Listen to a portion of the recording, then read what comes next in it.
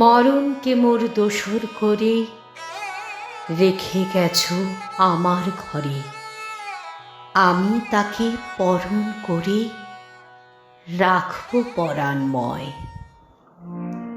শুধু যাওয়া আসা, শুধু স্রোতে ভাষা, শুধু যাওয়া, শুধু আলো আধারে, শুধু আলো আধারে কাঁদা হাসা, শুধু যাওয়া, শুধু দেখা পাওয়া, শুধু ছুঁয়ে যাওয়া, শুধু দূরে যেতে যেতে কেঁদে যাওয়া, শুধু দেখা পাওয়া, শুধু ছুঁয়ে যাওয়া, শুধু দূরে যেতে যেতে কেঁদে যাওয়া, শুধু নবদূর আশায় আগে চলে যায়, নবদূর আশায় আগে চলে যায়, পিছে ফেলে যায় মিছে আশা, শুধু যাওয়া আশা, শুধু স্রোতে ভাষা, শুধু যাওয়া। কবি প্রথম মৃত্যুকে কাছ থেকে স্পর্শ করার অনুভূতির কথা লিখলেন হেমন্তবালা দেবীকে একটি চিঠিতে 1937 সাল। যেন সেদিন বারান্দায় বসে সন্ধ্যের সময় সুনন্দা, সুধাকান্ত ও ক্ষিতিমোহন বাবুর স্ত্রীকে মুখে মুখে বানিয়ে একটা দীর্ঘ গল্প শোনাবার পরেই বাদলা বাতাসে ঠান্ডা বোধ হওয়াতে ঘরে গিয়ে কেদারাতে বসেছিলুম। শরীরে সেরকম কোনো কষ্টবোধও করিনি, অন্তত মনে নেই। কখন যে মূর্ছা এসে আক্রমণ করল কিছুই জানি নে। রাত 9টার সময় সুধাকান্ত আমার খবর নিতে এসে আবিষ্কার করলে আমার অচেতন দশা। 50 ঘন্টা কেটেছে অজ্ঞান অবস্থায়। ইতিমধ্যে ডাক্তার এসে রক্ত নিয়েছে, শরীরে গ্লুকোজ চালনা করেছে, কিন্তু আমার কোনো ক্লেশ বোধ ছিল না। দীর্ঘকাল পরে মন মোহমুক্ত হলো। কবির মনে সব অন্ধকার, সব বিভ্রমের অবসান। কুহেলিকার উন্মোচনে কবি বেদনার রসে সঞ্জীবিত হয়ে নতুন জীবন, নতুন চেতনা লাভ করলেন। কবির অমৃতের সন্ধানে পথ চলার সেই শুরু। 1940 সালে আবারও কবির শরীর খারাপ হলো। কবি তখন কালিম্পংয়ে। হঠাৎই আবারও মূর্ছা গেলেন রবীন্দ্রনাথ। এই ছোট্ট শহরে কোনো ভালো ডাক্তারও নেই। কিভাবে যে তার চিকিৎসা হবে তা নিয়ে বিভ্রান্ত তার পুত্রবধূ প্রতিমা দেবী। ঠিক সেই সময় কবির স্নেহধন্য প্রশান্ত মহালনবিশ মহাশয় তাকে বিপন্মুক্ত করেন। তিনি ডাক্তার সঙ্গে করে নিয়ে গিয়ে গুরুদেবকে পাহাড় থেকে জোড়াসাঁকোয় নামিয়ে আনলেন। আমার শরীরটা ভেঙে গেছে। এর আগে কখনো এমনটা হয়নি। দূর, এই ভঙ্গুর শরীরটা বয়ে বেড়াবার কোনো মানে হয়? নীরব করে দাও হে তোমার মুখর কবিরে, এবার নীরব করে দাও হে তোমার মুখর কবিরে, তার হৃদয় বাসি আপনি কেড়ে বাজাও গভীরে, এবার নীরব করে দাও হে তোমার মুখর কবিরে।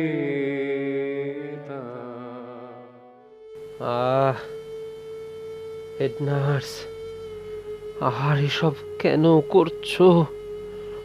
অনেক দিন তো বেঁচেছি, এবার আমাকে একটু শান্তিতে মরতে দাও। দেখো দেখো, আমি আমি সুন্দরের উপাসক। বিধাতা আমার এই দেহখানা সুন্দর করে গড়েছিলেন।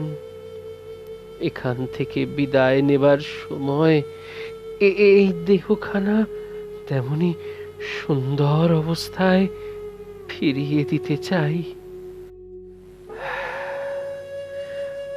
আর আমাকে নিয়ে কাটা ছেঁড়া কেন?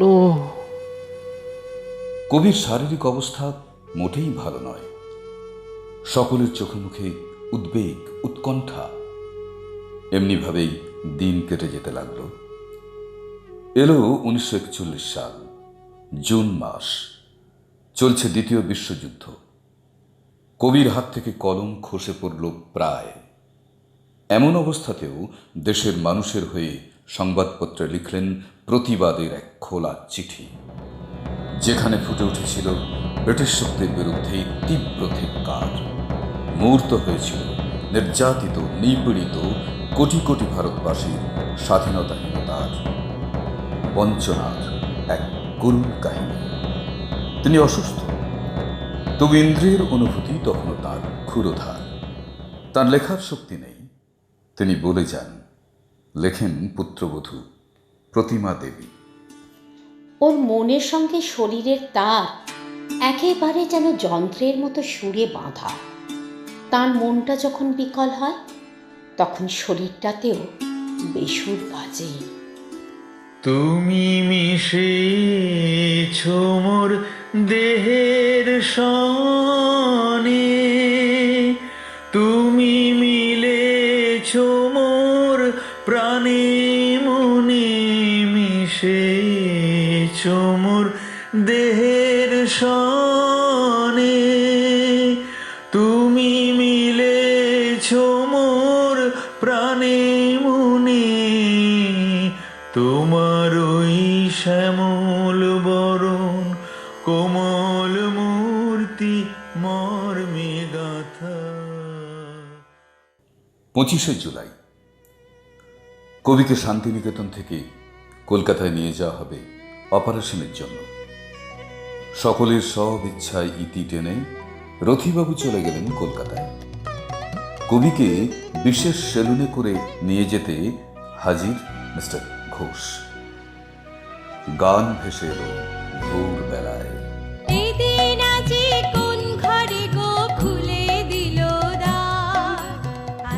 ছেলেমেয়েরা গাইতে গাইতে উদয়নের ফটক পার করে লাল কাঁকরের রাস্তা বেয়ে কবির জানালার নিচে এসে দাঁড়ালো। তারা কবির পায়ে গানের অর্ঘ্য নিবেদন করতে চায়। ধাই যেন মোর সকল ভালোবাসা, প্রভু তোমার পানে, তোমার পানে তোমার পানে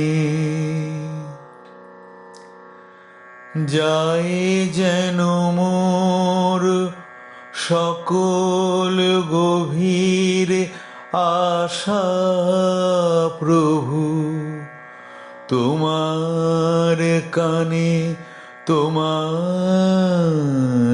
কানে তোমার কানে ধাই যেন মোর সকল ভালোবাসা চিত্ত মম যখন যেথা থাকে সাড়া যেন দেশে তব ডাকে চিত্ত মম যখন যেথা থাকে সাড়া যেন দেশে তব ডাকে যত বাঁধন সব টুটে গো যেন প্রভু তোমার টানে তোমার টানে তোমার টানে আজ তিনি একটু বাদেই শান্তিনিকেতন থেকে বিদায় নিয়ে যাবেন। কেউ জানে না আবারও তিনি এই আশ্রমে ফিরবেন কিনা। প্রত্যেকে ব্যাকুল, প্রত্যেকের চোখের কোণ দিয়ে গড়িয়ে পড়ছে বাঁধ ভাঙা কান্নার জল। তাদের প্রিয় গুরুদেবকে তারা বিদায় জানাতে এসেছে। কবিকে স্ট্রেচারে শুইয়ে নিয়ে যাওয়া হচ্ছে। চালক সম্ভবত ইচ্ছে করে আশ্রমের ভিতর দিয়েই নিয়ে যাচ্ছে, যাতে গুরুদেব সব কিছু দেখে যেতে পারেন। রাস্তার দুই ধারে হাত জোর করে দাঁড়িয়ে আছে সমস্ত গ্রামের লোক। কোনো জয়ধ্বনি নয়, কোনো চিৎকার নয়, কপালে হাত ঠেকিয়ে স্তব্ধ গম্ভীর শ্রদ্ধা নিবেদন। ধীরে ধীরে তাকে সেলুনে তোলা হলো। সেখানে একটি বসার কামরা আর তার পাশেই একটি শোবার ঘর। প্রথমে গুরুদেব জানালা দিয়ে চেয়ে চেয়ে দেখতে থাকলেন অজয় নদী, গ্রামের রাস্তা, ফুল গাছ, নানা ধরনের গাছ একটার পর একটা সরে সরে যেতে থাকল। কবি পৌঁছে গেলেন জোড়াসাঁকোয়। আজ মনটা বেশ হালকা লাগছে। সকালে উঠেই সেই কবিতা লেখার পাগলামি। ভাবি এই বুঝি শেষ, কিন্তু তারপর দেখি আবার একটা বেরোয়। দুঃখের আধার রাত্রি বারে বারে এসেছে আমার দ্বারে। একমাত্র অস্ত্র তার দেখেছিনু, কষ্টের বিকৃত বাণ, ত্রাসের বিকট ভঙ্গি যত, অন্ধকারে ছলনার ভূমিকা তাহার। যতবার ভয়ের মুখোশ তার করেছি বিশ্বাস, ততবার হয়েছে অনর্থ পরাজয়। এই হার জিত খেলা জীবনের মিথ্যাই কুহক। শিশুকাল হতে বিজড়িত পদে পদে এই বিভীষিকা, দুঃখের পরিহাসে ভরা ভয়ের বিচিত্র চলচ্ছবি, মৃত্যুর নিপুণ শিল্প বিকীর্ণ আধারে। 30শে জুলাই, সেদিন সকালে গুরুদেবের অপারেশন। কবির ঘরের পিছনে পূব দিকের বারান্দায় তার আয়োজন। সকাল থেকেই সবাই ব্যস্ত। অপারেশন টেবিল আড়াল করে সাদা কাপড়ের পর্দা টাঙানো হয়েছে। সমস্ত আয়োজন সমাপ্ত, কিন্তু গুরুদেব উদাসীন, আত্মনিমগ্ন। সকাল 9:30 রবি ঠাকুর রচনা করলেন তাঁর শেষ সৃষ্টি, শেষ কবিতা। তোমার সৃষ্টির পথ রেখেছ আকীর্ণ করি বিচিত্র ছলনা জালে।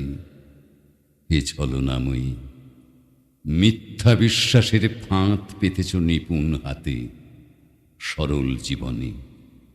এই প্রবঞ্চনা দিয়ে মহত্তরে করেছ চিহ্নিত, তার তরে রাখুনি গোপন রাত্রি। তোমার জ্যোতিষ্ক তারে যে পথ দেখায়, সে যে তার অন্তরের পথ, সে যে চিরস্বচ্ছ। সহজ বিশ্বাসে সে যে করে তারে চিরসমুজ্জ্বল। বাহিরে কুটিল হোক, অন্তরে সে ঋজু, এই নিয়ে তাহার গৌরব। লোকে তারে বলে বিড়ম্বিত, সত্যের সে পায় আপন আলোকে ধৌত অন্তরে অন্তরে। কিছুতে পারে না তারে প্রবঞ্চিতে, শেষ পুরস্কার নিয়ে যায় সে যে আপন ভাণ্ডারে। অনায়াসে যে পেরেছে ছলনা সহিতে, সে পায় তোমার হাতে শান্তির অক্ষয় অধিকার। Operation successful. 31শে জুলাই কাটল একটু উৎকণ্ঠায়। 1 আগস্ট অবস্থার খানিকটা উন্নতি হয়েছে। 2 আগস্ট বেশ ভালো, রাতে ঘুম হয়েছে, জ্বর নেমেছে, সবাই আশ্বস্ত। 3 আগস্ট ছবি গেল পাল্টে। শরীর জুড়ে অস্বস্তি, শরীর খুব দুর্বল। সকাল 8:15 বুলেটিন। উদ্বেগের কারণ আছে, তবে অবস্থা আশঙ্কাজনক নয়। 4 আগস্ট সোমবার সন্ধ্যার বুলেটিন। বিকেলের পরে জ্বর বেড়েছে, সারা শরীরে অস্বস্তি। 5 আগস্ট সন্ধ্যার বুলেটিন। কবির শারীরিক অবস্থার রীতিমতো অবনতি। চিরসখা হে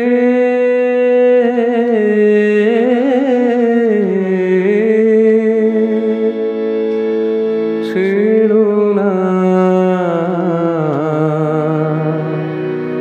মোরে, ছেড়ো না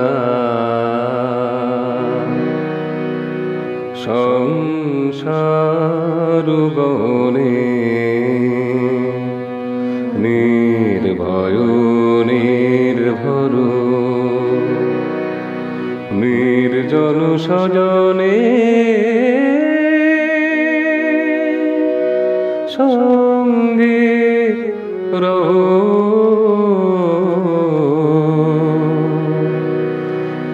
চিরসখা হে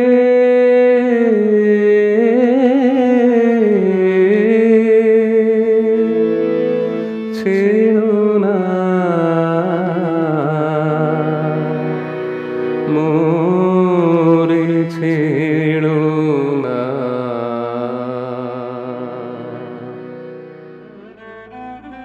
শেষ গানেরই রেশ নিয়ে যাও চলে, শেষ কথা যাও বলে। সময় পাবে না আর, নামিছে অন্ধকার। পশ্চিম গগনে ওই দেখা যায় শেষ রবি রেখা। তমাল অরণ্যে ওই শুনি শেষ কেকা। 6 আগস্ট শরীর আরো নিস্তেজ, অবস্থা সংকটজনক। রাত 11:30টায় কোনো পরিবর্তন নেই। 7 আগস্ট বৃহস্পতিবার কবির জীবন সংশয়, আগের চেয়েও অবস্থা সংকটজনক। তোমার কাছে এবার মাগি মরণ হতে যেন জাগি গানের সুরে। তোমার কাছে এবার মাগি মরণ হতে যেন জাগি গানের সুরে।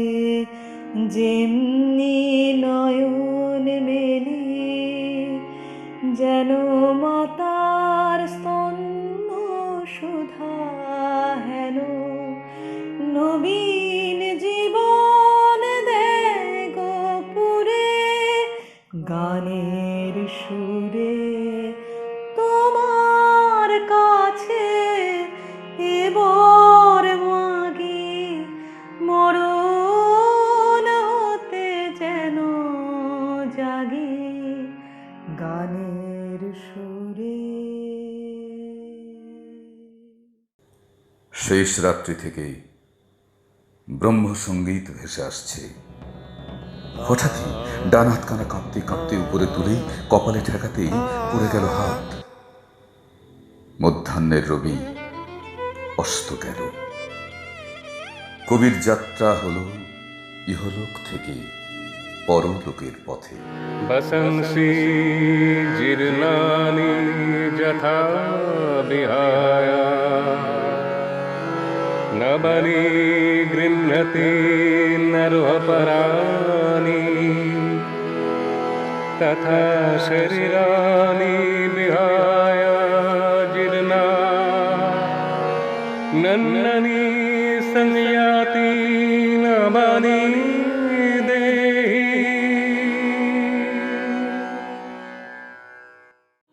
কবির পরনে সাদা বেনারসির জোর, কপালে চন্দন, আজানুলম্বিত চাদরখানা পাট করে গলায় ঝোলানো। গোড়ে ফুলের মালার গন্ধে ঘর ভরে উঠেছে। শুভ্র কেশ, শুভ্র বেশ, সমস্ত অস্বস্তি আর অশান্তি চুকিয়ে দিয়ে নিশ্চিন্তে শান্তিতে ঘুমোচ্ছেন কবি। 3টের সময় একদল মানুষ এসে তার বরবেশে সজ্জিত দেহখানি নিয়ে বিদায় নিল। যে জীবন সঙ্গীত শুরু হয়েছিল 25শে বৈশাখে, সেই অপূর্ব সঙ্গীত সমেষে থামল 22শে শ্রাবণে। ব্রহ্মলগ্নে যেন কি অনির্বচনীয় রঙে রাঙা হয়ে উঠছে রবি আগুনের লেলিহান শিখা। আর সেই শিখা ধীরে ধীরে গ্রাস করছে রবি ঠাকুরকে। জীবন রবি পূর্ণ হল দহন দানে। আজ সে পেয়েছে আগুনের পরশমণির পবিত্র স্পর্শ।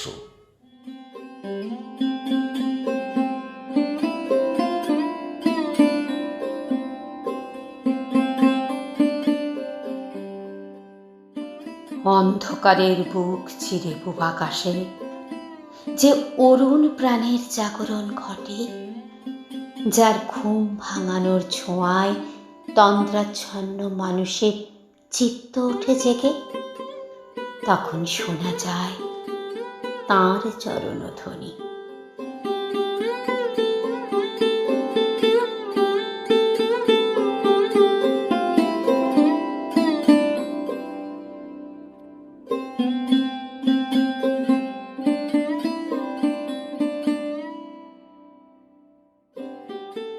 আর তাকে উপলব্ধি করে আমাদের প্রতিদিনের পথ চলা, যা অমুক, যা সত্য, তাতেই আনন্দ, তাতেই শান্তি।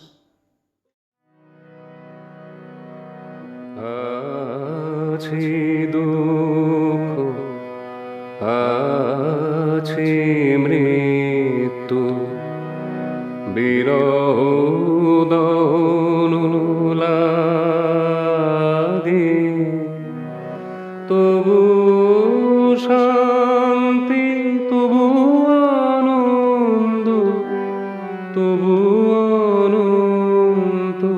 যান